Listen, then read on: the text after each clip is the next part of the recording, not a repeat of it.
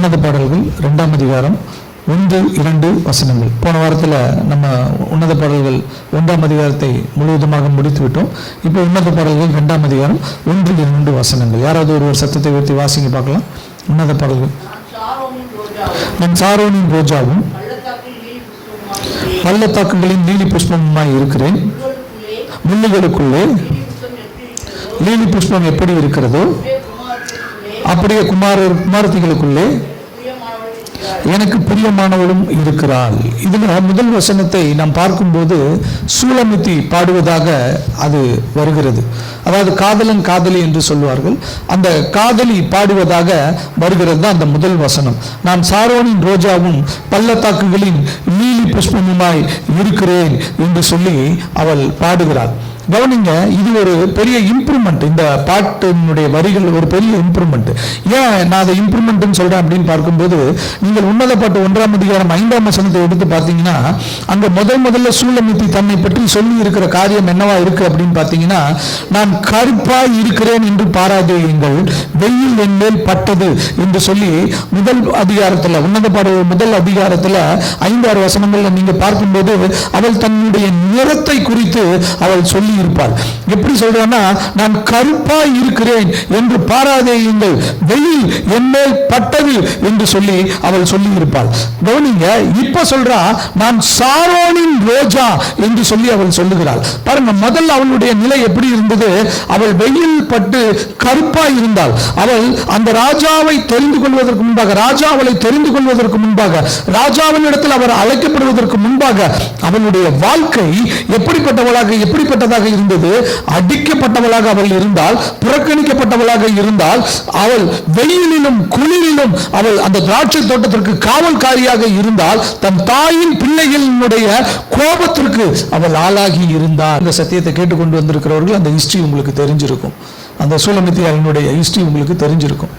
இப்போ நீங்க கவனித்து பாருங்க, இங்க சொல்லப்பட்டிருக்கிற அந்த காரியம் என்ன அப்படின்னு பார்க்கும்போது, அவள் சொல்லுகிறாள், முன்ன நான் சொல்றேன் கருப்பா இருந்தாலும் நான் சொன்னேன், இப்போ நான் சாரோனி ரோஜாவை போல இருக்கிறேன் என்று சொல்லி அவள் சொல்லுகிறாள்.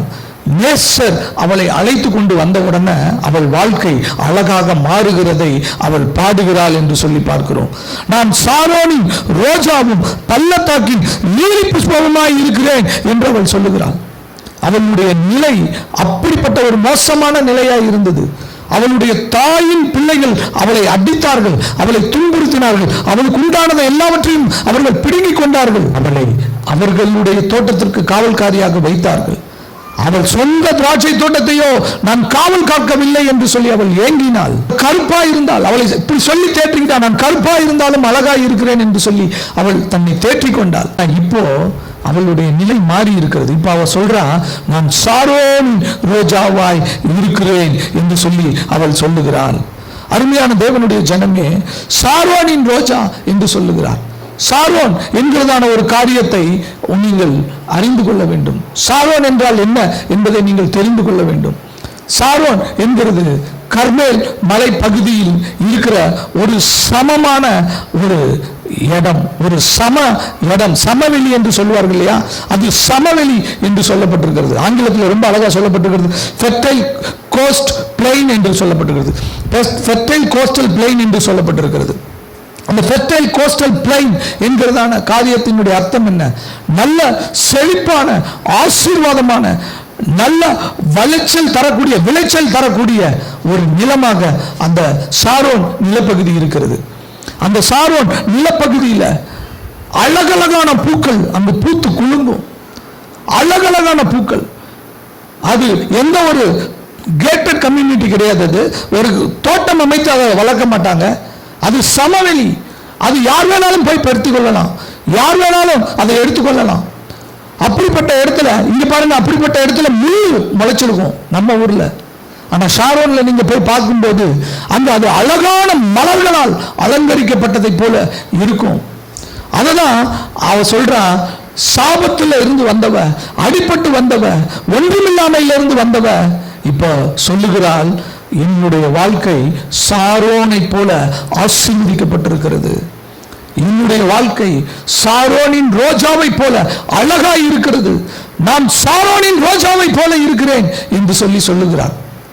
எப்படி அவ வாழ்க்கை அப்படி மாறிச்சு?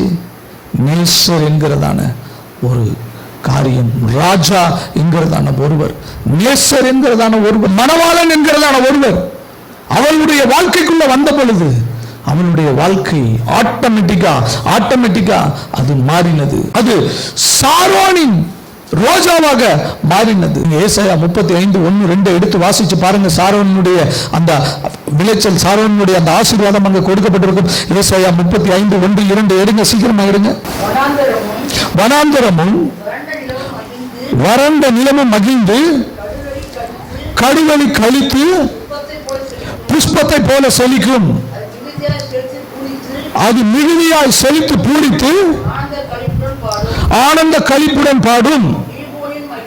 லீபனோனின் மகிமையும் கர்மேல் சாரோன் என்பவைகளின் அலங்காரமும் அதற்கு அளிக்கப்படும்.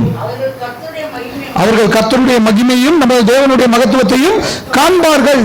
இங்க சொல்லப்பட்டிருக்கிறது கர்மேல் சாரோனுடைய அலங்காரத்தின் அதுக்கு கொடுக்கப்படும்.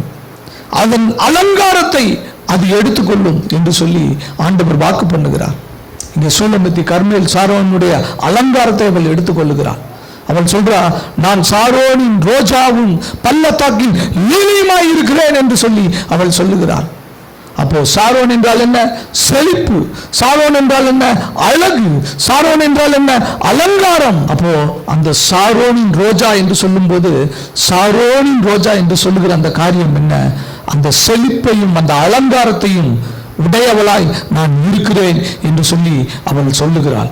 அருமையான தேவனுடைய ஜனமே, உன்னத பாடல்கள் 2ஆம் அதிகாரம் 1-2 வசனங்கள் எதை குறிக்கிறது தெரியுமா? தன்னை பற்றி தேவன் சொல்லுகிற காரியத்தையும் சபையை பற்றி தேவன் சொல்லுகிற காரியத்தையும் அது குறிக்கிறது. சபையை பார்த்து ஆண்டவர் அப்படிதான் சொல்றாரு. ஒரு காலத்துல நீங்க அப்படி இருந்தீங்க, ஆனா என்னிடத்துல நீங்க வரும்போது, என் மாம்சமாய் நீங்கள் இருக்கும்போது, என் சரீரத்திற்குள்ள இருக்கும்போது சாரோனின் ரோஜாவாக இருப்பீர்கள். சாரோனின் செழிப்பு உங்களுடைய வாழ்க்கையில காணப்படும். நீங்கள் அலங்கரிக்கப்பட்டவர்களாக இருப்பீர்கள். கடந்த காலங்கள் மாறி போகும். வெயில் உங்களை துன்புறுத்தினது மாறி போகும். குளிர் உங்களை வாட்டி வதைத்தது மாறி போகும். மனிதர்களுடைய கோபங்கள் உங்களுடைய வாழ்க்கையில இருக்கிறது மாறி போகும். நீங்க ஆசீர்வதிக்கப்பட்டவர்களாக, மிதமின்றி ஆசீர்வதிக்கப்பட்டவர்களாக, சாரோனுடைய சமவெளியை போல நீங்கள் ஆசீர்வதிக்கப்பட்டவர்களாக இருப்பீர்கள் என்று சொல்லி கர்த்தர் சொல்லுகிறார். அவள் சொன்னா, நான் கருப்பாய் இருக்கிறேன், வெயில் என் மேல் பட்டது, என் தாயின் பிள்ளைகள் என் மேல் கோபமாய் இருந்து வெயிலிலும் பனியிலும் என்னை அவர்களுடைய திராட்சை தோட்டத்திற்கு காவல்காரியாக வைத்தார்கள். ஒரு பெண்ணை காவல்காரியாக வைக்க மாட்டாங்க, ஆனா வைத்தார்கள். அவளுடைய வலி, அவளுடைய வேதனை, அவளுடைய சரீரம் ஒடுங்கி போகிற காரியம், இது எல்லாவற்றையும் அவள் பார்த்து அவள் சொன்னா, நான் கருப்பாய் இருக்கிறேன், வெயில் என் மேல பட்டது. புரியும் சொன்னா, நான் கருப்பாய் இருந்தாலும் அழகாய் இருக்கிறேன் என்று சொன்னான். ஆனா ஆண்டவர் அவளுடைய வாழ்க்கையில வந்தபோது அவள் திரும்ப அறிக்கையிட்டா, நான் சாரோனின் ரோஜாவை போல இருக்கிறேன் என்று சொன்னான். அருமையான தேவனுடைய ஜனமே, கிறிஸ்து நம்முடைய வாழ்க்கையில இல்லைன்னா நம்ம தரித்திரத்துல தான் இருப்போம். சபிக்கப்பட்ட பூமி நமக்கு முள்ளையும் கொறுக்கையும் முளைப்பிக்கும். வெயில் நம்மளை வாட்டி வதைக்கும். ஜனங்களின் கோபம் நம்ம மேல இருக்கும். கிட்டத்தட்ட ஒரு அடிமையை போலதான் நம்ம வாழ்ந்து கொண்டு இருப்போம். கிறிஸ்து பரிபூரணமாய் நமக்குள்ள இல்லைன்னா, பூரணமாய் கிறிஸ்து நமக்குள்ள இல்லைன்னா நம்முடைய வாழ்க்கை இந்த சூழ்நிலைமையை தான் வெளிப்படுத்தும். நமக்கு இந்த ஆசீர்வாதத்தை தேவன் வைத்திருக்கிறார். சாரோனின் ஆசீர்வாதத்தை தேவன் வைத்திருக்கிறார். ஆனா நம்மளால அந்த ஆசீர்வாதத்திற்குள்ள போக முடியறதில்லை. நம்மள எத்தனை பேர் நம்மளால இப்படி சொல்ல முடியும்? எப்படி நான் ஆசீர்வதிக்கப்பட வேண்டும் என்று தேவன் விரும்புகிறாரோ அப்படி நான் ஆசீர்வதிக்கப்பட்டிருக்கிறேன் என்று நம்மள எத்தனை பேர் சொல்ல முடியும்? கர்த்தராகிய இயேசு கிறிஸ்துவோடு இருக்கிற உறவு, கர்த்தராகிய இயேசு கிறிஸ்துவோடு இருக்கிற ஐக்கியம், கர்த்தராகிய இயேசு கிறிஸ்துவின் மேல இருக்கிற விசுவாசம், நம்பிக்கை, அன்பு, இவைகள் தான் நம்முடைய வாழ்க்கையில நம்மை மாற்றும். நம்முடைய வாழ்க்கையில சாரோனின் அனுபவத்தை நம்முடைய வாழ்க்கையில கொண்டு வந்து சேர்ந்த அந்த ஆசீர்வாதத்தை சுதந்திரித்துக் கொள்வதற்காக அழைக்கப்பட்டிருக்கிறோம். அந்த ஆசீர்வாதத்தை சுதந்திரிக்கிறதற்காக நம்ம அழைக்கப்பட்டிருக்கிறோம். நன்றாய் கவனியுங்கள். இங்க சாரோனின் ரோஜா என்று சொல்லப்பட்டிருக்கிற அந்த வார்த்தை, அந்த ரோஜா என்கிறது சரியான மொழிபெயர்ப்பு இல்லை. என்ன சொல்லப்பட்டிருக்கணும் அப்படின்னு பார்த்தீங்கன்னா, சாரோனின் மலர்கள் அல்லது சாரோனின் புஷ்பங்களை போல இருக்கிறேன் என்று சொல்லப்பட்டிருக்கணும். ஏன்னா ரோஜாங்கிற வார்த்தை அந்த மூல மொழியில இல்லை. சாரோனின் ரோஜா என்று ஒரு மலரை குறித்து சொல்லல. சாரோனின் மலர்களை போல, சாரோனின் புஷ்பங்களை போல நான் இருக்கிறேன் என்று சொல்லி அவள் சொன்னதாக இருக்கிறது. அப்படின்னா என்ன அர்த்தம்? அந்த சாரோன் அந்த சமவெளியை பார்க்கும்போது அப்படியே பூத்து குலுங்கின ஒரு சிறப்பான ஒரு கலர், அது மல்டிபிள் கலர்ஸ் என்று சொல்லுவார்கள், ட்ரைமில்லியன் கலர்ஸ் என்று சொல்லுவார்கள். அப்படியே உலகத்தில் எல்லா கலரும் அங்கதான் இருக்கும். அங்க இருக்கிற கலர் தவிர வேற எங்கேயும் உலகத்தில் பார்க்க முடியாத அளவுக்கு அப்படி வண்ணமயமான பூக்களால் அலங்கரிக்கப்பட்ட ஒரு இடமாக அந்த சாரோன் இருக்கும். அந்த சாரோன் சமவெளி இருக்கும். அதை பார்க்கிறா, அதை பார்த்து அப்படிப்பட்ட வண்ணமயமான வாழ்க்கையாக என்னுடைய வாழ்க்கையை ஆண்டவர் மாற்றி இருக்கிறார் என்று சொல்லுகிறார். அவள் சொன்ன காரியம் இதுதான், சாரோனின் பூக்களை போல, சாரோனின் புஷ்பங்களை போல என்னுடைய வாழ்க்கை இருக்கிறது, நான் இருக்கிறேன் என்று அவள் சொல்லுகிறாள். இதை நீங்க எளிதில புரிந்துக்கணும்னா, மத்தேயுவில் ஆண்டவர் தெளிவா ஒரு காரியத்தை சொன்னார். மத்தேயுவில் எடுத்து வாசிச்சு பாருங்க. மத்தேயு 6ஆம் அதிகாரம் 28, 29 எடுத்து பாருங்க. உடைக்காகவும் நீங்கள் கவலைப்படுகிறது என்ன? காட்டு புஷ்பங்கள். இங்க சொல்றாரு பாருங்க, இந்த காட்டு புஷ்பங்கள் எப்படி வளர்கிறது என்று கவனித்து பாருங்கள். அவைகள் உழைக்கிறதும் இல்லை, நூற்கிறதும் இல்லை, என்றாலும் சாலமோன் முதலாய் தன் சர்வ மகிமையிலும் அவைகளை ஒன்றை போலாகிலும் உடுத்தி இருந்தது இல்லை என்று சொல்லுகிறார். அருமையான தேவனுடைய ஜனமே, இங்க பாருங்க, அங்க என்ன சொல்றாருன்னு, அந்த காட்டு புஷ்பங்கள்னு சொல்றாரு இல்லையா, அந்த காட்டு புஷ்பங்கள் எதை குறிக்குதுன்னு நீங்க மனசுல நினைச்சுக்கணும்னா, இந்த சாரோன் புஷ்பங்களை குறிக்க. காட்டு புஷ்பம் அது அந்த இடத்துல பூத்து குலுங்கும், அது அந்த இடத்துல மிகுதியா இருக்கும், அழகா இருக்கும். இப்போ ஆண்டவர் சொல்றாரு, அந்த புஷ்பம் மாதிரி, அந்த அலங்காரம் மாதிரி, அந்த மகிமை மாதிரி சாலமோன் கூட தன் சர்வ மகிமையிலும் அவனுடைய ஆயுசு நாட்கள்ல உடுத்தி இருந்ததில்லை என்று சொல்லி ஆண்டவர் சொல்லுகிறார். அப்படின்னா என்ன அர்த்தம்? சாலமோன்கிட்ட இருந்த ஆசீர்வாதத்தை விட, சாலமோன் கிட்ட இருந்த அலங்காரத்தை விட உன்னுடைய அலங்காரம் பெரிதா இருக்கும், உன்னுடைய ஆசீர்வாதம் பெரிதா இருக்கும் என்று சொல்லி கர்த்தர் சொல்லுகிறார். சாலமோனிலும் பெரியவர் சொல்லுகிறார். கிறிஸ்து நம்ம கிட்ட வரும்போது நம்முடைய வாழ்க்கை எப்படி வெளிப்படும் அப்படின்னு பாத்தீங்கன்னா, ஆண்டவர் சொல்ற மாதிரி சாலமோன்கிட்ட இருந்த காரியத்தை காட்டிலும், சாலமோன்கிட்ட இருந்த மகிமையை காட்டிலும், சாலமோன்கிட்ட இருந்த அலங்காரத்தை காட்டிலும் நம்முடைய காரியம் அழகாகவும் மகிமையாகவும் ஆசீர்வாதமாகவும் இருக்கும். ஆனா இன்றைக்கு கிறிஸ்துவ பிள்ளைகள், அதாவது சபையின் பிள்ளைகள் எப்படி இருக்காங்க தெரியுமா? அந்த சூலமிதி சொன்னது போல, நான் கருப்பா இருந்தாலும் அழகாய் இருக்கிறேன். இதனுடைய அர்த்தம் என்ன தெரியுமா? பிரதர், என் வாழ்க்கையில கஷ்டம் இருக்கு, என் வாழ்க்கையில பாடு இருக்கு, என் வாழ்க்கையில வேதனை இருக்கு, என் வாழ்க்கையில கண்ணீர் இருக்கு, என் வாழ்க்கையில துன்பம் இருக்கு, என் வாழ்க்கையில வியாதி இருக்கு, என் வாழ்க்கையில கடன் இருக்கு, எல்லா பிரச்சனையும் என் வாழ்க்கையில இருக்கு. ஆனாலும் நான் சந்தோஷமா இருக்கிறேன், ஆனாலும் நான் நல்லா இருக்கிறேன் அப்படின்னு சொல்ற மாதிரி தான், நான் கருப்பா இருந்தாலும் அழகா இருக்கிறேன் அப்படின்னு அவ சொல்றான். இன்றைக்கு விசுவாசிகளுடைய நிலை, நல்லா இருக்கீங்களா? எங்க பிரதர் நல்லா இருக்கும், எங்க பிரச்சனை, அந்த பிரச்சனை, இந்த பிரச்சனை, அந்த சூழ்நிலை, இந்த சூழ்நிலை, அது இது அப்படி இப்படி. ஆனாலும் கர்த்தர் என்ன கைவிடுறது இல்லை பிரதர், கர்த்தர் என்ன பாதுகாக்கிறார் பிரதர், நான் நல்லா இருக்கேன் பிரதர், நான் ஆசீர்வாதமா இருக்கிறேன் பிரதர். அப்படி இல்லை. கர்த்தர் தம்முடைய ஆசீர்வாதத்தினால் ஐஸ்வர்யத்தை தருகிறார். கர்த்தரின் ஆசீர்வாதமே ஐஸ்வர்யத்தை தரும். அதனோடு அவர் என்ன செய்யறது கிடையாது, வேதனையை கூட்டுகிறது இல்லை. அம்மா, நீ அழகா இருக்கேன்னு சொல்றது, நான் கருப்பா இருந்துட்டு அழகா இருக்கேன்னு சொல்றது எனக்கு பெருமை இல்லை. நான் அதுக்கு உன்னை அழைக்கல. நீ அழகா இருக்கணும். சாரோனுடைய ஆசீர்வாதத்துல அந்த மலர்கள் எல்லாம், அந்த செழிப்புல அந்த மலர்கள் எல்லாம் எப்படி பல வர்ணமா இருக்கிறதோ அந்த மாதிரி உன்னுடைய வாழ்க்கை அலங்கரிக்கப்பட்ட வாழ்க்கையா இருக்கணும். உன்னை பார்க்கிறவங்க எல்லாம், இந்த செழிப்பு எப்படிடா, இந்த செழிப்பு எப்படி? நான் இஸ்ரேல் தேசத்துல சந்து சந்தா சுத்தி இருக்கிறேன். அங்க பார்க்கும் போதெல்லாம் எல்லாம் ரோடு சைடுல இந்த ரோஜாக்கள் முளைத்து பூத்து குலுங்கி இருக்கிறதை நீங்க பார்க்க முடியும். ஒவ்வொரு மரத்திலையும் ஆரஞ்சு சைஸ்ல எலுமிச்சம்பழம் இருக்கும். அப்ப கவனிச்சு பாருங்க, ஆரஞ்சு சைஸ்ல எலுமிச்சம்பழம் இருக்கும். பூத்து குலுங்கும், காய் காய்த்து அப்படியே கனி கொடுத்து ஒவ்வொரு மரமும் அப்படியே நிரம்பி இருக்கும். நீங்க கண்கூட பார்க்கலாம்.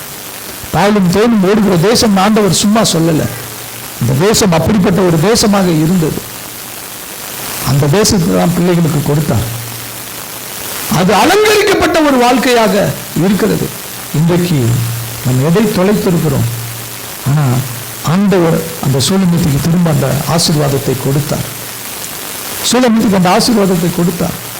அவன் சொன்னான், ஆண்டவரே, நான் சாரோனின் ரோஜாவாய் போல இருக்கிறேன், நான் சாரோனின் மலர்களைப் போல இருக்கிறேன், நான் வண்ணமயமாக இருக்கிறேன் என்று சொல்லி அவள் அறிக்கையிட்டார். இன்றைக்கு கலங்கி கொண்டிருக்கிற உங்களை பார்த்து, வேதனைப்பட்டுக் கொண்டிருக்கிற உங்களை பார்த்து சொல்லுங்கள், கர்த்தர் உங்களுக்கென்று வைத்திருக்கிற ஆசீர்வாதம் வேற. அது அலங்கரிக்கப்பட்ட ஆசீர்வாதம், அது பூத்து குலுங்குகிற ஆசீர்வாதம், அது செழிப்பான ஆசீர்வாதம், அது சாரோனின் ஆசீர்வாதம், அது சாரோனின் ஆசீர்வாதம். அந்த ஆசீர்வாதத்தை நீங்க சுதந்திரித்துக் கொள்ள வேண்டும். அந்த ஆசீர்வாதத்தை நீங்கள் பெற்றுக்கொள்ள வேண்டும். அந்த ஆசீர்வாதத்தில் நீங்கள் வாழ வேண்டும். அந்த ஆசீர்வாதத்தில் நீங்கள் நிலைத்திருக்க வேண்டும். உங்கள் பிள்ளைகள் அந்த ஆசீர்வாதத்தை சுதந்திரித்துக் கொள்ள வேண்டும். இதைதான் ஆண்டவர் அந்த 1ஆம் வசனத்தில் அவர் சொல்லுகிறார். அந்த 1ஆம் வசனத்தில் இதை பற்றி தான் ஆண்டவர் பேசுகிறார். அடுத்து நீங்க நன்றாய் கவனியுங்கள். அந்த 2ஆம் வசனத்தை நீங்க வாசிச்சு பாருங்க. 2ஆம் வசனத்தை, முள்ளுகளுக்குள்ளே லீலி புஷ்பம் எப்படி இருக்கிறதோ அப்படியே, நல்லா வாசிக்கணும், குமாரத்திகளுக்குள்ளே எனக்கு பிரியமானவளும் இருக்கிறார். நான் முதல்ல சொன்னது அந்த காதலியினுடைய பாட்டு. நான் சாரோனின் ரோஜாவும் பள்ளத்தாக்கின் நீலியுமாய் இருக்கிறேன் என்று சொல்லி அந்த காதலி பாடிட்டான். இப்ப காதலன் பாடுகிறார், நம்முடைய ஆத்தும நேசர் பாடுகிறார், நம்முடைய ஆத்தும மணாளன் பாடுகிறார், மணவாட்டியை பார்த்து பாடுகிறார். அந்த பாட்டினுடைய விளக்கத்தை நான் உங்களுக்கு சொல்லிடுறேன். பாருங்க, ஆண்டவர் சொல்றாரு, நீ லீலி புஷ்பம் தான், நான் இல்லைன்னு சொல்லல. ஆனா இங்க ஒரு வார்த்தை ஆட் பண்றார், முள்ளுகளுக்குள்ளே லீலி புஷ்பம் எப்படி இருக்கிறதோ அப்படியே குமாரத்திகளுக்குள்ளே என் பிரியமானவளும் இருக்கிறாள் என்று சொல்லி அவர் பாடுகிறார். இது மேலோட்டமா வாசிச்சீங்கன்னா ஒன்றும் புரியாது. இது எவ்வளவு பெரிய தீர்க்க தரிசனம் தெரியுமா? எவ்வளவு பெரிய தீர்க்க தரிசனம் தெரியுமா? ஆண்டவர் சொல்றாரு, முள்ளுகளுக்குள்ளே லீலி புஷ்பம் எப்படி இருக்கிறது. நீ லீலி புஷ்பம் தான், நான் இல்லைன்னு சொல்லல. ஆனா நீ எதுக்குள்ள இருக்க தெரியுமா? நீ முள்ளுகளுக்குள்ள இருக்கிற.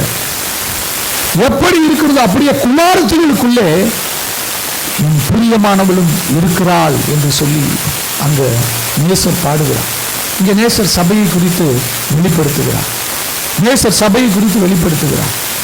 நேசர் சபையை பிரியமானவள் என்று சொல்லுகிறார். ஆனா அந்த பிரியமானவள் யாருக்குள்ள இருக்காங்க தெரியுமா? குமாரத்திகளுக்குள்ளே இருக்கிறாள் என்று சொல்லி அங்கு சொல்லப்பட்டிருக்கிறது. இப்போ இந்த முள்ளு அப்படிங்கிற காரியத்தை குறித்து நம்ம என்னன்னு பார்க்கணும். அது குமாரத்தி என்று சொல்லப்பட்டிருக்கிறது. குமாரத்தின்னா வேற ஒண்ணும் இல்லை, சபையை சுற்றி சபைக்கு வெளியில் இருக்கிற புறஜாதியின் ஜனங்கள்.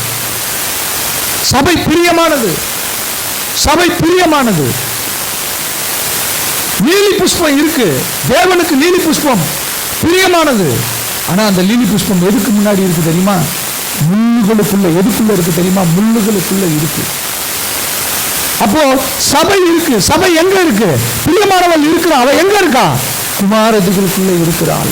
அந்த குமாரத்திகள் யார் என்று சொல்லி பார்க்கும்போது, அந்த குமாரத்திகள் யார் என்று சொல்லி பார்க்கும்போது அது உலகமாய் இருக்கிறது. அந்த முள் யாரை குறிக்கிறது? அது சாத்தானுடைய தூதுவனாய் இருக்கிறது. அந்த முள் சாத்தானுடைய தூதுவனாய் இருக்கிறது. அந்த முள் அந்த குமாரத்தியை வெளிப்படுத்துகிறது. அந்த முள் என்ன செய்யுது? சபையை குத்துகிறது, பிரியமானவளை குத்துகிறது என்று சொல்லி பார்க்கிறோம். பிரியமானவள், அலங்கரிக்கப்பட்டவள், பிரியமானவள் மணவாட்டி சபை, பிரியமானவள் கற்புள்ள கன்னிகையாய் தேவனுக்கு என்று நியமிக்கப்பட்டவள். ஆனா இவ எதுக்குள்ள இருக்கிறா அப்படின்னு பார்க்கும்போது முள்ளுகளுக்குள்ள இருக்கிறாள். முள்ளுகளுக்குள்ள இருக்கிறாள். அப்ப அந்த முள்ளு சும்மா இருக்க மாட்டேங்குது, அந்த பிரியமானவளை குத்தி கொண்டு இருக்கிறது. பவுல் சொல்றான், ரொம்ப அழகா அந்த வசனத்தை, நீங்க அந்த முழு காரியத்தை புரிந்து கொள்வதற்காக இந்த வசனத்தை சொல்றேன். 2 கொரிந்தியர் 12ஆம் அதிகாரம் 7ஆம் வசனத்தை எடுத்து வாசிங்க. 2 கொரிந்தியர் 12ஆம் அதிகாரம் 7ஆம் வசனம் சீக்கிரமா எடுத்து வாசித்து பார்க்கலாம். அன்றியும் எனக்கு வெளிப்படுத்தப்பட்டவைகளுக்குரிய மேன்மையின் நிமித்தம் நான் என்னை உயர்த்தாதபடிக்கு என் மாம்சத்திலே ஒரு முள் என்ன கொடுக்கப்பட்டிருக்கிறது. வாசிங்க. என்னை நான் உயர்த்தாதபடிக்கு அது என்னை குட்டும் சாத்தானுடைய தூதனாய் இருக்கிறது. இது அப்படியே எடுத்துக்கங்க. இப்ப சொல்ற முள்ளுகளுக்குள்ளே லீலி புஷ்பம் எப்படி இருக்கிறதோ, ஏன் முள்ளுகளுக்குள்ள இருக்கு தெரியுமா? அந்த முள் சாத்தானுடைய தூதுவனாக இருக்குது. இந்த முள் என்கிற காரியம் என்ன? தேவன் ஆதாமை நிமித்தம் இந்த பூமியை சபித்தப்பட்ட போது, இந்த பூமி உனக்கு முள்ளும் கொறுக்கும் முளைப்பிக்கும் என்று சொன்னார். சாபத்தின் அடையாளம் முள். அதனாலதான் இயேசு கிறிஸ்து தன் தலையில அந்த சாபத்தை வாங்கினார். கிரீடம் அவருடைய தலையில வைக்கப்பட்டது. அந்த முள் அவரை குத்தினது. சாத்தான் அந்த முள்ளை தான் கையில வச்சிருக்கான். சபையை குத்துகிறதற்காக, அந்த லீலி புஷ்பத்தை நெருக்கிறதற்காக அவன் அந்த முல்லை அவன் கையில வைத்திருக்கிறான். விதைக்கப்பட்ட விதையினுடைய உண்மையை ஆண்டவர் சொல்லும் போது சொன்னார், ஒரு சில விதைகள் முள்ளுள்ள இடங்கள்ல விதைக்கப்பட்டது. அந்த விதைகள் வளர்ந்த போதோ அந்த முள் அதை நெருக்கி போட்டது என்று சொல்லி அங்க சொல்லுகிறார். இன்றைக்கு உலகம் சபையை நெருக்க பார்க்கிறது. சபை பிள்ளைகளினுடைய விசுவாசத்தை உடைக்க பார்க்கிறது. பிசாசினுடைய தூதுவனாக அந்த முள் இருக்கிறது. நீ கர்த்தரை விசுவாசிக்காதபடிக்கு, கர்த்தருடைய நம்பிக்கையில நிற்காதபடிக்கு, கர்த்தருடைய காரியத்தில் நீ வளர்ந்து ஓங்காதபடிக்கு, அவருடைய நேசத்திலும் ஐக்கியத்திலும் நீ இல்லாதபடிக்கு, நம் வேசி மார்க்கமாய் போகும்படிக்கு, கற்புள்ள கண்ணிகையாய் இருக்கிறோம், வேசி மார்க்கமாய் போகும்படிக்கு சபையை அந்த முள் குத்துகிறது. சபைக்குள்ள இருக்க முடியல, முள் குத்துது. சபைக்குள்ள வர முடியல, சபைக்குள்ள இருக்க முடியல, சபைக்கு வாரம் நம்மளால வர முடியல. ஏன்? அங்க போனா என்ன உனக்கு நடக்குது? என்ன ஆசீர்வாதம் உனக்கு இருக்கு? என்ன காரியம் உனக்கு வைக்கப்பட்டிருக்கிறது? அது மனதை கெடுக்கிற ஒரு காரியமாக இருக்கு. உனக்கு வைக்கப்பட்டிருக்கிற அலங்காரத்தை அது மறைக்கிறது.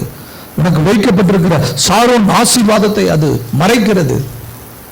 உனக்கு வைக்கப்பட்டிருக்கிற தேவன் வைத்திருக்கிற அந்த சாலமோனுடைய மகிமையை காட்டிலும் பெரிய மகிமையை அவர் வைத்திருக்கிறாரே, அந்த மகிமையை நீ பெற்றுக்கொள்ளாதபடிக்கு, அதை இழந்து போகும்படியாய் உன்னை அது சபையை விட்டு பிரிக்கிறதாக இருக்கிறது, கர்த்தரை விட்டு பிரிக்கிறதாக இருக்கிறது.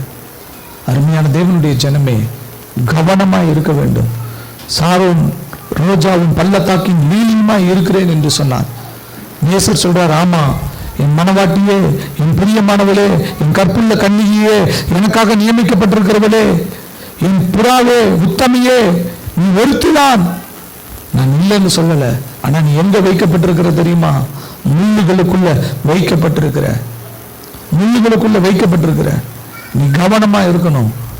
அது உன்னை குத்துகிற சாத்தானுடைய தூதனாய் இருக்கிறது. நீ கவனமா இருக்கணும். அந்த முள் உன்னை நசுக்கி போடக்கூடாது, நெருக்கி போடக்கூடாது. அந்த முள் உன்னிடத்திலிருந்து எடுத்து போடப்பட வேண்டும் என்று சொல்லி ஆண்டவர் விரும்புகிறார். கவனிங்க, சாத்தான் அந்த சபிக்கப்பட்ட முள்ளை தான் எடுத்து ஆயுதமாக அவன் வைத்திருக்கிறான். ஆண்டவர் சொன்னார், இந்த உலகத்துல உபத்திரவம் உங்களுக்கு இருக்கு, ஆனாலும் விடம் கொள்ளுங்கள், நான் இந்த உலகத்தை ஜெயித்தேன் என்று சொல்லி ஆண்டவர் சொல்றார். அப்ப அவருக்கு தெரியுது, இந்த முள் இருக்கு, இந்த முள்ளு நிச்சயமா இவங்களை குத்தும், முள்ளு நிச்சயமா இவங்களை வேதனைப்படுத்தும். அதனாலதான் சொல்றாரு, நான் உலகத்தை ஜெயித்தேன், விடம் கொள்ளுங்கள் என்று சொல்லுகிறார். அப்போ சபையில் நான் இருந்துட்டு இருக்கிற வரைக்கும் இந்த முள் என்ன குத்திக்கிட்டே தான் இருக்குமா? இந்த முள்ளுக்கு நான் பயந்துகிட்டே தான் இருக்கணுமா? இந்த முள் என்னுடைய வாழ்க்கையில குத்தி கொண்டே இருக்கும், நான் சபையில வந்து ஸ்தோத்திரம் அல்லேலூயான்னு சொல்லிக்கிட்டே இருப்பேனா? அப்படி வேதம் சொல்லல, அப்படி வேதம் சொல்லல. நீங்க வாசிச்சு பாருங்க, எசேக்கியேலினுடைய புஸ்தகம், எசேக்கியேல் 2ஆம் அதிகாரம் 6ஆம் வசனம். மனுபுத்திரனே, நீ அவர்களுக்கு பயப்பட வேண்டாம், அவர்கள் வார்த்தைகளுக்கு அஞ்ச வேண்டாம், நெருஞ்சில்களுக்குள்ளும் முள்ளுகளுக்குள்ளும் நீ தங்கி இருந்தாலும் தேள்களுக்குள் வாசம் பண்ணினாலும் நீ அவர்கள் வார்த்தைகளுக்கு பயப்படாமலும் அவர்கள் முகத்திற்கு கலங்காமலும் இரு.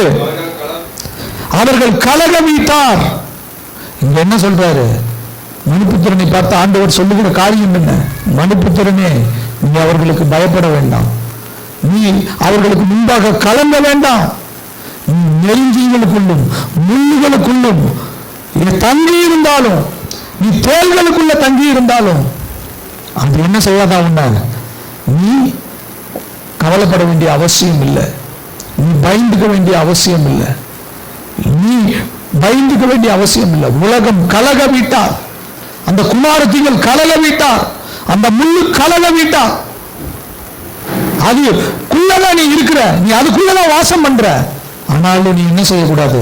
அதை பார்த்து நீ பயந்துக்க கூடாது, அதை பார்த்து நீ கலங்க கூடாது, அதை பார்த்து நீ கலங்க கூடாது, அதை பார்த்து நீ பயந்துக்க கூடாது. நான் ஏற்கனவே சொல்லியிருக்கிறேன், பிசாசினுடைய ஒரு காரியம்தான் தேள். அதனாலதான் தேள்களை மிதிப்பீர்கள், பாம்பை மிதிப்பீர்கள் என்று சொல்லி ஆண்டவர் சொன்னார். இந்த காரியத்தை நம் மனதில் வைத்துக்கணும். நான் நெருஞ்சிகளுக்குள்ள முள்ளுகளுக்குள்ளும் இருந்தாலும் ஆண்டவர் என்னை பார்த்து சொல்லியிருக்காரு, நீ கவலைப்படாத, நீ கலங்காத, அவர்கள் முகத்திற்கு நீ பயந்துக்காத, நீ எதுக்கும் நீ கவலைப்படாத. இப்போ அந்த முள்ளு அந்த நெருஞ்சல்லாம் என்னவா மாறும், என்ன ஆகும்? எசேக்கியேல்ல வாசிச்சு பாருங்க. எசேக்கியேல் 28ஆம் அதிகாரம் 24ஆம் வசனம். இஸ்ரவேல் வம்சத்தாரே, இஸ்ரவேல் வம்சத்தாரை இழந்த அவர்களுடைய சுற்றுப்புறத்தாராகிய அனைவரிலும் தைக்கிற முள்ளும் நோவுண்டாக்குகிற நெருஞ்சிலும் அவர்களுக்கு இராது. கவனிங்க, இஸ்ரவேல் வம்சத்தாரை இகழ்ந்த அவருடைய சுற்றுப்புறத்தாராகிய அனைவராலும் இனி தைக்கிற முள்ளும் நோவுண்டாக்குகிற நெருஞ்சில்களும் இனி இராது என்று சொல்லி கர்த்தர் சொல்லுகிறார். ஒரு நாள் முற்றிலுமாக ஆண்டவர் எடுத்து போடுவார். அந்த நோய் உண்டாக்குகிற நெருஞ்சில்களை ஆண்டவர் எடுத்து போடுவார். தைக்கிற முள்ள ஆண்டவர் எடுத்து போடுவார். உனக்கு சாரோன், கர்மேல் சாரோன் மகிமையாய் இருக்கிற அந்த பல வர்ணமான அந்த மலர்களினுடைய அலங்காரத்தை ஆண்டவர் உனக்கு கொடுப்பார். யோசேப்புக்கு பல வர்ண அங்கி அங்கு தரிக்கப்பட்டது. அந்த அங்கியை பார்த்து எல்லாரும் பொறாமப்பட்டாங்க. அந்த பல வர்ணமான ஆசீர்வாதத்தை நீ பெற்றுக்கொள்ளும் போது உன்னை சுற்றி இருக்கிறவர்கள் பார்ப்பாங்க, இதெல்லாம் சத்தியமா என்னுடைய வாழ்க்கையில நான் அனுபவிக்கவே முடியாது. அப்படிப்பட்ட ஒரு ஆசீர்வாதத்தை ஆண்டவர் உங்களுடைய வாழ்க்கையில கொண்டு வரார். உங்களுக்கு வச்சிருக்கிறது அந்த ஆசீர்வாதம் தான். ஆனா அவர் சொல்றாரு, அந்த ஆசீர்வாதம் எனக்கு இருக்கா அப்படின்னு நினைக்கிறேன். எதன் நிமித்தம் நினைக்கிற? உன்னை சுற்றி நெருக்குகிற அந்த காரியத்தின் நிமித்தம் நீ அதை நினைக்கிற. சபையை சுற்றி பிசாசு கொடுக்கிற அந்த காரியத்தின் நிமித்தம் நீ அப்படி நினைக்கிற. நான் சபைக்கு போனா எனக்கு வேதனை தான், சபையில எனக்கு கண்ணீர் தான், சபையில எனக்கு பாடுதான், நான் சபைக்கு போகலன்னா அப்படியே ஜாலியா ஓரளவுக்கு நான் அமைதியா இருந்துக்கிறேன், சாந்தமா இருந்துக்கிறேன் நீ நினைக்கிற. ஆனா நீ உலகத்துல இருந்தன்னா குமாரத்தி, நீ முள்ளு, நீ பிசாசினுடைய ஐக்கியத்தோட இருக்கிற. ஒரு நாள் உன்னுடைய வாழ்க்கை மாறவே மாறாது. நீங்க வரணும். நீங்க வந்தா கர்த்தர் உனக்கு கொடுக்கிற வாக்குத்தத்தம், நீ முள்ளுகளுக்குள்ள இருந்தாலும், நீ நெருங்கிகளுக்குள்ள வாசம் பண்ணினாலும், நீ தேள்களின் மத்தியில வாழ்ந்து கொண்டு இருந்தாலும் நீ கவலைப்படாத, பயப்படாத. என்னன்னா அந்த குத்துகிற முள்ளை நான் எடுத்து போடுவேன், அந்த நோய் உண்டாக்குகிற நெருஞ்சில்களை நான் என்ன செய்ய போறேன், அந்த இடத்திலிருந்து இல்லாதபடிக்கு நான் மாற்றப் போகிறேன். நீ ஆசீர்வதிக்கப்பட்ட சாரோனுடைய ஆசீர்வாதத்தை சுதந்திரித்துக் கொண்டவளாக நீ இருக்க போகிறாய் என்று சொல்லி கர்த்தர் உனக்கு வாக்கு பண்ணுகிறார். அப்போ இதுல இருந்து நமக்கு கொடுக்கப்படுகிற காரியம் என்ன? கர்த்தர் சபையை எப்படி பார்க்கிறார்? கர்த்தர் சபையை பிரியமானவளாக பார்க்கிறார். அந்த பிரியமானவள் அழகுள்ளவளாய் இருக்கிறாள், செழிப்புள்ளவளாய் இருக்கிறாள், ஆசீர்வதிக்கப்பட்டவளாய் இருக்கிறாள். அவள் கற்புள்ள கன்னிகையாக கிறிஸ்து என்கிற ஒரே புருஷனுக்கு நியமிக்கப்பட்டவளாய் இருக்கிறாள். அவள் மணவாட்டியாய் மாறி இருக்கிறாள். அவளுடைய மணவாட்டி தன்னை அலங்கரித்துக் கொண்டு இருக்கிறார். இப்ப இப்போ இந்த காரியத்துல தான் நாம் வைக்கப்பட்டிருக்கிறோம். இந்த காரியத்துல தான் நாம் வைக்கப்பட்டிருக்கிறோம். பல வர்ணமான 5 மில்லியன் கலர்ஸ். அப்படியே அவன் சொன்னா, ஒரு கலர் சொன்னா கருப்பு கலர் என்று சொன்னான். கருப்பு மட்டும் இல்லை, கருப்பு இல்லைம்மா, கருப்பு இல்லை, நீ 5 மில்லியன் கலர்ஸ் உன்னை பார்த்தா அப்படியே ஜொலிக்கிற மாதிரி ஆண்டவர் செய்ய போகிறார். உன்னை பிரகாசிக்க பண்ண போகிறார். அவருடைய மனவாட்டி என்கிற அந்தஸ்தை உனக்கு ஆண்டவர் கொடுக்க போகிறார். இதெல்லாம் நான் உலகத்தில் இருந்தா, குமாரத்திகளோடு இருந்தா, முள்ளுகளுக்குள்ள இருந்தா, நீதிகளுக்குள்ள இருந்தா நடக்காது. நீ சபைக்கு வரணும், நீ சபையில வந்து உட்காரணும். அது குத்துகிற சாத்தானுடைய முள்ளா இருக்கு. உனக்கு கஷ்டம் இருக்கும், சபைக்கு வரும்போது கஷ்டம் இருக்கும், பாடு இருக்கும். நீ வரணும், நீ சபையில வந்து உட்காரணும். கிறிஸ்துவோடு மனவாளனோடு ஐக்கியத்தில் நீ இருக்கணும். நல்ல சத்தியத்தை கேட்கணும், நல்ல வார்த்தைகளை நீ கேட்கணும். விசுவாசத்தை வளர பண்ணுகிற வார்த்தைகளுக்குள்ள நீ அமர்ந்திருக்கணும். கர்த்தர் பெரிய காரியங்களை உன்னுடைய வாழ்க்கையில செய்வார். உன் வாழ்க்கை அலங்கரிக்கப்படும், உன் வாழ்க்கை மாற்றப்படும், உன் வாழ்க்கை ஆசீர்வதிக்கப்படும். நீ ஆசீர்வதிக்கப்பட்டவளாக நீ இருப்பாய். இதுதான் அந்த 1-2 வசனங்கள் சொல்லுகிறது. சாலமோனுடைய உன்னத பாட்டு 1ஆம் வசனமும் 2ஆம் அதிகாரத்தில் 1ஆம் வசனமும் 2ஆம் வசனமும் சொல்லுகிறது. நான் சாரோனின் ரோஜாவும் பள்ளத்தாக்கின் லீலியுமாய் இருக்கிறேன். உடனே நேசர் சொல்லுகிறார், நீ முள்ளுகளுக்குள்ளே லீலி புஷ்பம் எப்படி இருக்கிறதோ அப்படியே குமாரத்திகளுக்குள்ளே என் பிரியமானவனும் இருக்கிறாள், குமாரத்திகளுக்குள்ளே என் பிரியமானவனும் இருக்கிறாள் என்று சொல்லி வேதம் சொல்லுகிறது. சத்தியத்தை நீங்கள் நினைத்திருங்கள். இந்த சத்தியத்தை நீங்கள் வீட்டில் போய் திரும்ப யூடியூப்ல இந்த மெசேஜ் வரும், நீங்கள் திரும்ப திரும்ப இதை கேட்டு இந்த சத்தியத்தின்படி உங்களுடைய வாழ்க்கையை மாற்றிக்கொள்ளுங்கள். கர்த்தர் பெரிய காரியங்களை செய்வார். அப்படியே கண்களை மூடி கர்த்தருடைய சமூகத்தை நம்ம முழுவதுமாக ஒப்பு கொடுப்போம். எல்லாருடைய கண்களும் மூடப்பட்டிருக்கட்டும். அங்கு சொல்லுகிற அந்த மனவாட்டி, நான் சாரோனின் மலர்களைப் போல அழகுள்ளவளாய் இருக்கிறேன். நான் அப்படி இல்லை, நான் கருப்பாக இருந்தேன்.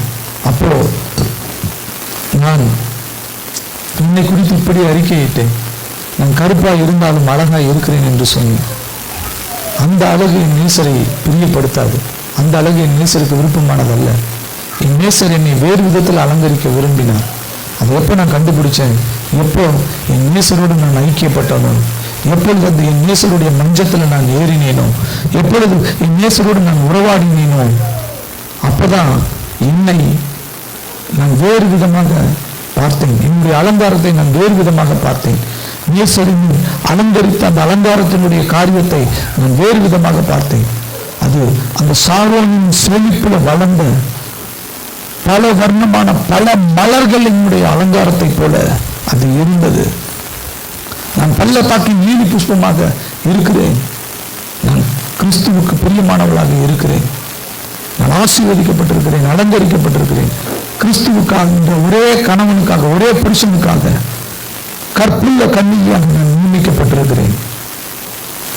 மனவாட்டியாக இப்ப மாறி இருக்கிறேன். மனவாளன் வருகிற அந்த நேரத்தில் மனவாட்டிக்குரிய அலங்காரத்தை நான் தரித்துக் கொண்டிருக்கிறேன், ஆயத்தப்பட்டுக் கொண்டிருக்கிறேன். இதுதான் இந்த 1-2 வசனங்கள் சொல்லுகிறது. அருமையான தேவனுடைய ஜனமே, ஒரு சத்தியத்தை உங்களுக்கு நான் அப்படியே அறிவித்திருக்கிறேன். இதுல எந்த விதமான சுய கலப்பே கிடையாது, சுய வார்த்தைகளே கிடையாது. வேதம் என்ன வெளிப்படுத்துகிறோம் அந்த சத்தியத்தை அப்படியே உங்களுக்கு நான் வெளிப்படுத்தி இருக்கிறேன். இதை நீங்கள் ஏற்றுக்கொண்டு உங்களுடைய வாழ்க்கையை நீங்கள் மாற்றிக்கொள்ள வேண்டும். சபைக்கு இருக்கிற உறவை விட்டுட்டீங்கன்னா மனவாளனோடு இருக்கிற உறவு முடிஞ்சது. சபைதான் உங்களுக்கு சாரோன் சமவெளி. நீங்க இங்க வரும்போது அந்த சமவெளியில பூத்து குலுங்குகிற மலர்களை போல நீங்க இருப்பீங்க. அந்த மனவாளனுடைய கண்களுக்கு அழகான ஒரு காரியமாய் இருக்கும். கர்த்தர் அப்படிப்பட்ட ஆசீர்வாதத்தை உங்களுக்கு வைத்திருக்கிறார். ஒரு நிமிஷம் அவருடைய சமூகத்தில் உங்களை முழுவதுமாய் அர்ப்பணியுங்கள், ஒப்புக் கொடுங்கள். கர்த்தர் பெரிய காரியங்களை செய்வார், பெரிய காரியங்களை செய்வார். அப்படி மூடி நம்ம ஜெபிக்கலாமா? நல்ல பிதாவை நன்றியுடன் துதிக்கிறோம் ராஜா, ஸ்தோத்திரிக்கிறோம் அப்பா. நான் இன்னும் கூட தகப்பன் உங்களுடைய பிள்ளைகளாகிய நாங்கள் உங்களுடைய சத்தியத்தை கேட்டிருக்கிறோம். ஆண்டவரே, நீர் எங்களுக்கு வைத்திருக்கிற ஆசீர்வாதத்தை நாங்கள் இன்றைக்கு அறிந்து கொண்டிருக்கிறோம். சாரோன் செழிப்பின் ஆசீர்வாதத்தை நாங்கள் ஆண்டவரே இன்றைக்கு அறிந்து கொண்டிருக்கிறோம். ஆண்டவரே, சாரோன் சதுப்பு நிலத்தில் அந்த ஃபெர்டைல் லேண்டில் பூத்து குலுங்குகிற அந்த மலர்கள் எப்படி இருக்கிறதோ அப்படி அழகுள்ளவர்களாக நாங்கள் அலங்கரிக்கப்பட்டிருக்கிறோம். அந்த கிறிஸ்துவோடு இருக்கிற உறவுல உங்கள் நீடித்திருக்கும்போது எங்களுடைய வாழ்க்கை அப்படி அலங்காரமாக நாங்கள் மாறும். நாங்கள் ஆசீர்வதிக்கப்பட்டவர்களாக செழிப்புள்ளவர்களாக காணப்படுவோம். எல்லாம் நீர் எங்களுக்கு வெளிப்படுத்தி இருக்குது. சபை குமாரத்திகளுக்குள்ள இருக்கிறது. குமாரத்திகள் முள், அந்த முள் சாத்தானுடைய தூதனாய் இருக்கிறது. அது சபையை நெருக்குகிறது, அது குத்துகிறது. உண்மைதான். உலகத்தில் உபத்திரவம் உண்டு என்று சொன்னீர். ஆனாலும் திடம் கொள்ளுங்கள். நீங்கள் பயப்பட வேண்டாம், கலங்க வேண்டாம். அவர்கள் கலக விட்டார். நெருங்கிகளுக்குள்ள இருந்தாலும், தேள்களுக்குள்ள இருந்தாலும், முள்ளுகளுக்குள்ள வாசம் பண்ணினாலும் பயப்படாமலும் கலங்காமலும் இருங்கள் என்று சொன்னீரே. இனி நோய் உண்டாக்குகிற நெருஞ்சுங்கள் உங்களிடத்தில் இருப்பதில்லை என்று வாக்கு பண்ணுகிறீர்கள். உங்களை குத்துகிற முள் உங்களிடத்தில் இருப்பதில்லை என்று வாக்கு பண்ணி இருக்கிறீர்கள். வாக்கு தத்துவெல்லாம் நாங்கள் சுதந்திரித்துக் கொள்கிறோம். வந்து இந்த சத்தியத்தை கேட்டு நம்முடைய பிள்ளைகள் அன்றுவரும் இந்த சத்தியத்தின் வார்த்தையின் வெளியே ஆசீர்வதிக்கப்படுவார்களாம்.